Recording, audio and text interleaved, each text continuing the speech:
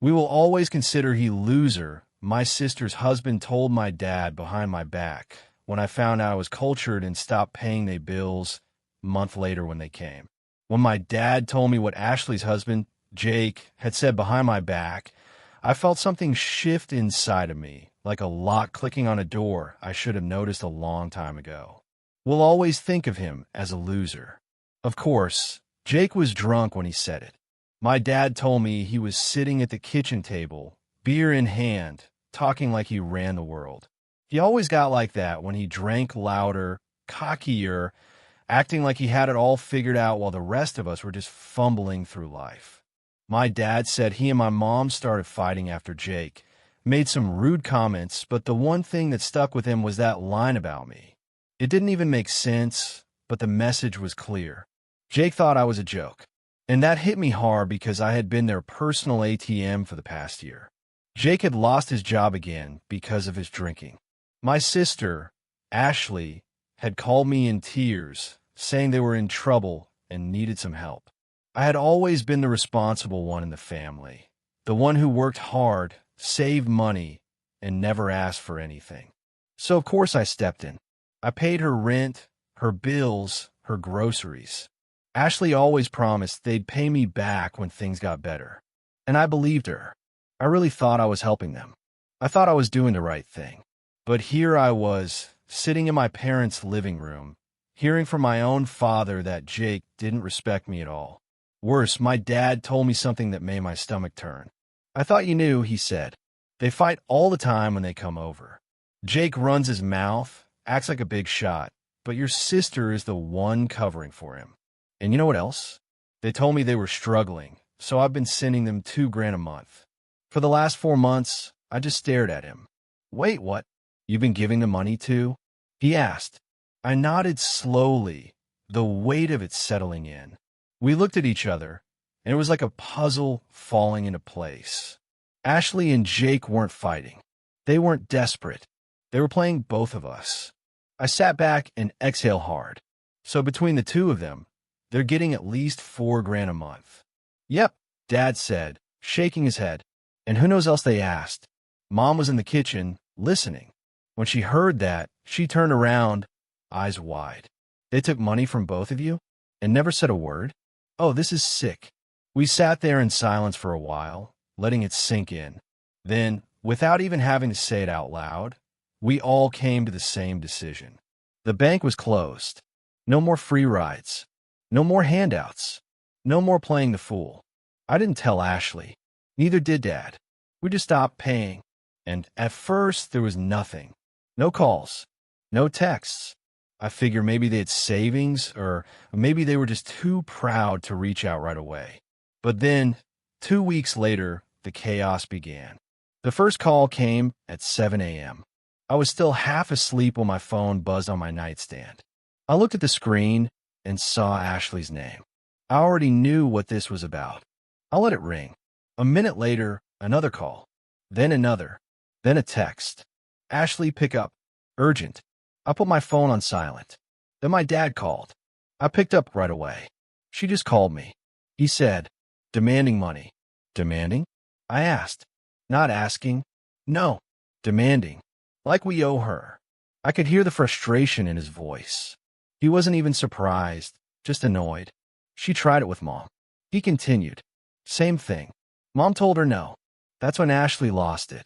What do you mean? Dad sighed.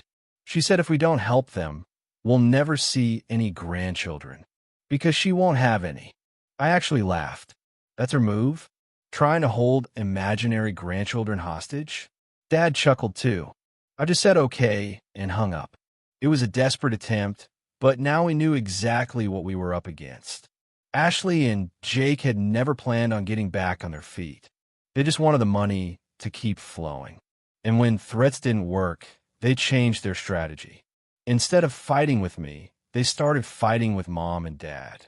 They completely ignored them, refused to return their phone calls, and pretended they no longer existed. But with me, they suddenly became way too nice. Ashley started sending random texts. Hey, just checking in. Hope you're doing well. Then, we should have dinner soon on me. I ignored her. Then Jake texted. Jake, the guy who called me a loser behind my back. Hey bro, I just wanted to say I appreciate everything you've done for us. You're such a good guy, and I hope we can hang out more. I almost laughed. It was so painfully fake. I didn't answer. Days passed. Then a week. They went silent. I thought maybe, just maybe, they had finally given up. I was wrong. Because then came Dad's birthday. Mom had planned a small dinner at their house, just close family. Dad was in a good mood, looking forward to a stress-free evening. But one thing was clear: Ashley and Jake weren't invited. Mom was nervous about that. You know she's going to find out. She said, I don't care. Dad said, they're not welcome. And for a while, the evening went perfectly. We ate, we laughed, we reminisced about old stories. Dad looked happier than he had in months. Then, just as we were about to cut the cake, the front door slammed open. Everyone turned, and there they were, Ashley and Jake, uninvited, standing in the doorway like they owned the place. And the moment I saw Jake's face, I knew he was drunk. Not just tipsy, wasted. The room fell silent. Ashley stood with her arms crossed, looking smug, while Jake swayed slightly, trying to focus his bleary eyes on Dad. His face was red, and I could smell the alcohol from where I was standing. Happy birthday, old man. Jake slurred, holding up a bottle of whiskey like it was some big present. Thought you wouldn't mind if we stopped by. Dad didn't even look at him. His eyes were on Ashley. What are you doing here? Ashley scoffed. Wow, really? No hi, no come in. We're family. You weren't invited, Mom said, stepping forward. You need to leave. Ashley rolled her eyes. Oh, come on, Mom. We're not just going to let you all sit here and pretend we don't exist. We weren't pretending, Dad said flatly. We just didn't invite you. Jake took a shaky step inside. Oh, I get it. This is Punish Ashley and Jake night, huh? He turned to me. Come on, Tommy. Tell them they're being ridiculous. I didn't say a word. Ashley sighed dramatically. God, you guys are so petty. This whole thing is stupid. We're going through a hard time. And instead of helping, you all turn your backs on us. Help. Dad snapped. Ashley, we gave you thousands of dollars. And you lied about it. You took money from me and Thomas, and who knows who else. Ashley's face darkened. Oh, please, Dad. It's not like you can't afford it. I felt something inside me snap. You lied to us. I said, you made it sound like you were barely surviving, when in fact, you and Jake were just sitting around doing nothing while we paid your bills. Ashley's eyes flickered just for a second, but she recovered quickly. Oh, shut up, Thomas. She snapped. You're acting like you're some kind of hero. What do you think you're better than us just because you have a job? Yes, I said without hesitation. I do. That's it. Jake off. You little piece of, he growled, taking a step toward me. But before he could finish, Dad moved faster than I'd ever seen him move. He stepped right in front of Jake, his face stone cold. Get out. Jake blinked as if he just realized that no one was on his side. He turned to Ashley, expecting her to do something. But she just stood there. Dad pointed at the door. You got 5 seconds, or I'm calling the cops. Jake opened his mouth, then seemed to change his mind. He muttered something under his breath, turned, and stumbled back to the door. Ashley hesitated. This is so messed up. She said, you're putting money ahead of family. No, Dad said, we're choosing respect over being used. She scoffed, shook her head, and stormed out. Jake followed, almost tripping on the front step. The moment the door slammed shut, the tension broke. Mom let out a breath. Dad sat down. The rest of the family just looked at each other stunned. Well, Dad finally, he said, reaching for his fork, might as well have some cake. We laughed, but I knew this wasn't over. Ashley wasn't getting what she wanted, and knowing her, she wasn't going to let it go. The next morning, I woke up to a mess. My phone had dozens of missed calls from Ashley. But that wasn't even the worst part. I had texts from cousins, aunts, even some old family friends, people I hadn't spoken to in years, all saying some version of what's going on with you and Ashley. You really kicked her out of Dad's birthday. Dude, why don't you help your own sister? Confused. I checked Ashley's social media, and there was a long dramatic post about how she and Jake had been cruelly disowned by our family. She made it sound like we had thrown them out on the street, like they were homeless and starving, begging for scraps while her evil, heartless family hoarded money. She talked about how hard things had been, how they were just trying to survive, and how some people think money is more important than family. She never mentioned the thousands of dollars we had given her. She never mentioned that Jake had been fired for drinking on the job.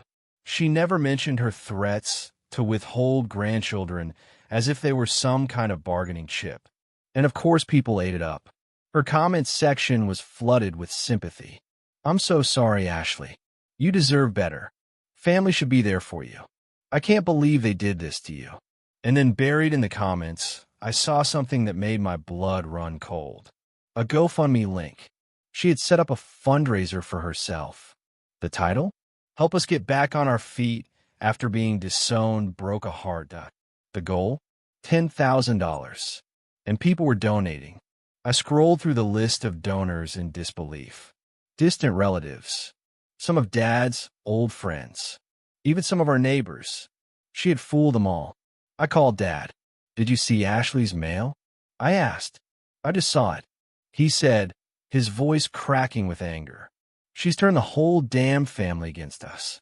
Mom was yelling in the background. I just got off the phone with Aunt Carol. She actually believed her. She cried, Thomas. Crying. Talking about how we threw our own daughter away like garbage. Dad sighed. "This is insane." I clenched my jaw. What are we going to do? There was a long pause. Then Dad said, "I'll take care of it." I didn't know what that meant. But when Dad said he'd take care of something, he meant it. An hour later, he sent his own reply. No drama. No sob story. Just cold, hard facts. He listed every single payment he sent Ashley. He listed every single payment I had made to Ashley. Then the last line.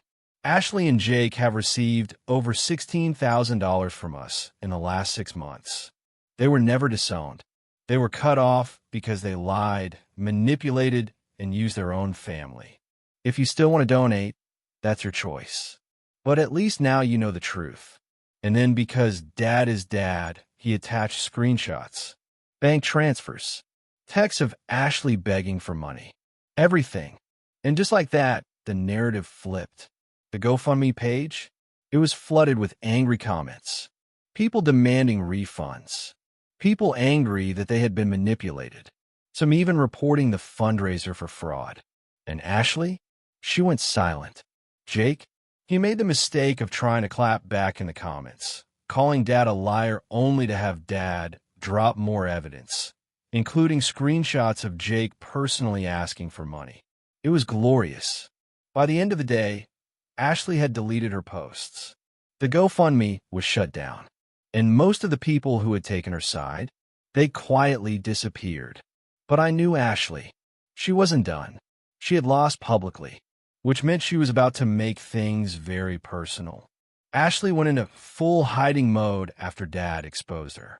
Her social media went quiet. No new posts. No comments. Nothing. But that didn't stop people from talking. The damage was done. Our family wasn't huge, but word spread fast. Aunt Carol, who had originally been crying over Ashley's cruel disownment, called Mom back furious. "I can't believe she tricked me," she ranted. "I donated to that GoFundMe. I even shared it. Do you know how stupid I look now?" It was the same with our neighbors. The same with distant cousins. Even some of Ashley's own friends turned on her. Everyone was saying the same thing. What the hell is wrong with her? But the biggest question on everyone's mind was why she and Jake needed so much money in the first place. They had no kids, no medical emergencies. They weren't even paying a mortgage they rented. That's when Dad decided he wanted answers. And since Ashley wasn't answering any of our calls, he went to the one person who would be too stupid to keep his mouth shut. Jake. Dad didn't tell me his exact plan, just that he was going to figure some things out. Later that night, he called me, sounding way too satisfied. "Talk to Jake," he said. I sat up. "And?" "Well, Let's just say he wasn't difficult to crack. That made sense. Jake was an idiot on a good day. And with how much he had been drinking lately, I wasn't shocked he let something slip. What did he say? Dad allowed a short laugh. They lost it. All of it. I blinked. Lost what? The money. Everything we gave them. Everything they had saved. It took me a second to process that. Wait, what do you mean lost? Dad sighed. Crypto. I actually pulled the phone away from my ear and stared at it like that would make the conversation make more sense. You're joking. I wish I was. Ashley and Jake, in their infinite wisdom, had decided to become crypto investors. Except instead of researching anything, they just threw money at whatever. Hot new coin. People were hyping up on Reddit. They were convinced they were about to get rich. Instead, they lost everything. Dad said Jake admitted it had started small, just a couple hundred here and there. But when they saw the prices drop, instead of cutting their losses, they poured more in, thinking they were buying the dip. Month after month, they watched their money disappear. Ashley had been the one pushing it the hardest. She had convinced herself that if they just held on, it would all turn around. But it never did. By the time Ashley called me, crying about Jake losing his job, they were already thousands in the hole. That was why they had begged me for money. That was why they had begged Dad. Not because they were struggling to survive. Because they wanted to keep gambling. I ran a hand down my face. So all that money we gave them. Gone, Dad said. Flushed straight into the crypto toilet. I laughed. A genuine laugh. Oh my God. That's not even the best part, Dad said. You want to know why Jake told me? I already knew. Jake wasn't the kind of guy to confess things out of guilt. He had a reason. They wanted more money, didn't they? I guessed. Dad cackled. Bingo. Apparently, Jake had tried to spin it like an investment opportunity. He had rambled on about how the market is about to turn around and how, if we just put in a little more now, we could all make millions later. Dad said he had never laughed so hard in his life. You told him no, right? I asked. Oh, I did more than that, Dad said. I told him if he ever called me again, I'd forward all the receipts to his parents and let them know exactly what their son's been up to. I grinned. And? He hung up so fast I thought his phone exploded. For the first time in months, I felt free. No more guilt. No more stress.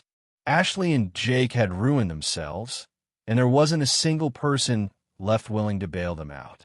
For the next few months, Ashley and Jake spiraled. At first, they tried to act like everything was fine. Ashley started posting motivational quotes about perseverance and learning from failure, while Jake went radio silent, probably too embarrassed to show his face anywhere. But behind the scenes, they were desperate. They called everyone, aunts, uncles, distant cousins, even my mom's side of the family, who barely knew them. They gave the same sob story every time. We just need a little help. We're about to lose everything. We'll pay you back, we swear. But nobody fell for it. After what happened with the GoFundMe scam, word had spread. Nobody wanted to be the next fool handing them free money. And then, when begging didn't work, Ashley tried guilt-tripping. She called Mom late one night, crying about how he had abandoned her, and how she couldn't believe her own parents would watch her suffer. Mom just handed the phone to Dad, who told her one simple thing. You made this mess. You clean it up. And then he hung up. I think that was the moment Ashley finally realized that there were no more handouts coming. So, with no other options, they did the one thing they had been avoiding for years. They actually started looking for jobs. And it wasn't easy. Ashley had been out of work for too long, and nobody wanted to hire Jake with his brilliant record of getting fired for drinking on the job. I heard through one of my cousins that he eventually got hired at a warehouse, and Ashley picked up shifts at some retail store. It wasn't much, but at least they were finally earning their own money instead of burning through someone else's. A few months passed, and for the first time in years, my life was peaceful. No sudden phone calls asking for money. No fake pleasantries leading into requests for just a little help. One day, Dad called me out of the blue. You still keeping track of how much you gave him? He asked. I sighed. Yeah, it's depressing. Dad was quiet for a moment. Then he said, let's forgive it. I blinked. What? We write it off. He said, consider it gone. No more keeping track. No more stressing over it. We just move on. I thought about it. About all the money I had poured into them. About how they had lied to me, used me, laughed at me behind my back while they wasted every dime. But the truth was, I had already accepted I was never getting that money back. So I let it go. Yeah, I said, I'm good with that. And that was it. We never told Ashley. We never made some big announcement about forgiving the debt. Because in reality, it wasn't for them. It was for us. They'd already lost everything. Their money, their reputation, their family's trust. They were starting over from nothing. And that was their punishment. I haven't spoken to Ashley since. I don't know if she's truly changed or if she's just biding her time until her next big idea. But I hope she's learned her lesson. I hope she realizes that money isn't something you just take from people, that it's something you earn.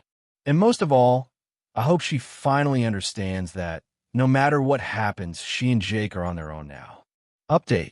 Well, you won't believe this. So I hadn't heard from Ashley in months. No calls, no texts, nothing. Honestly, I was okay with that. But then, last week, I get a message from a random number. Hey, Thomas. Hope you're doing well. Just wanted to tell you some exciting news. Jake and I are starting our own business. I already knew this was going to be stupid, but I asked anyway. What kind of business? Ashley answered immediately. Crypto coaching. We've learned so much from our experiences, and we want to help others avoid mistakes and make smart investments. Would love to talk to you about it. I stared down at my phone in disbelief. You lost everything in crypto. Their entire lives fell apart because of it, and now they thought they were qualified to teach people about it. I didn't even bother to reply. A few days later, Dad called me, laughing. Ashley texted me about this too. He said, try to get me to invest in her new business. I asked him what he said. I told her, Ashley, I wouldn't give you $5 to buy a sandwich, let alone invest in another one of your disasters. She didn't text back. So yeah, here we are. Ashley and Jake, self-proclaimed crypto experts, trying to scam their way to another paycheck. Some people never learn.